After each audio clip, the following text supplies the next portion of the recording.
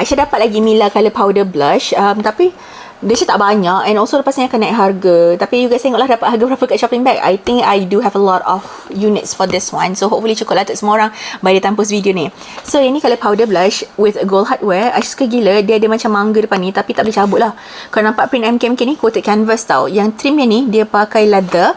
Ni belah belakang dia. Okay, dia ada back pocket tau. For the back pocket, boleh fit phone Pro Max. Tapi kan, nampak tak? Dia macam dented sikit lah.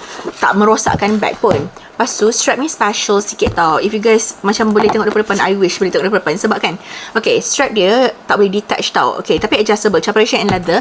Macam dia macam ni tau. Adjust dia, macam snap button. Menjadi shoulder boleh. Lepas tu, adjust dia crossbody boleh. Kalau pakai shoulder pun macam cantik. Macam tu tau. Pakai crossbody, bel akan letakkan rupa dia bila pakai crossbody. Okay, ni belah dalam dia. So, dia magnetic closure. Flap atas dia pakai smooth leather. Lepas tu dia macam dua compartment sini. Ni boleh letak phone lah. Lepas tu ada zip pocket. Yang ni Aisyah tak recommend langsung letak long wallet. Sebab apa tau? Letak long wallet penuh terus. So better pakai macam dengan wristlet ataupun dengan card holder macam tu. Harga you guys boleh tengok dekat shopping bag di bawah. Lepas tu claim semua voucher yang ada. Anda jangan risau.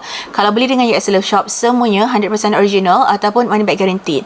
Untuk cara pembelian boleh tekan dekat shopping bag di bawah. If you guys have any further question, boleh juga komen down below. Dan jangan lupa tekan button follow.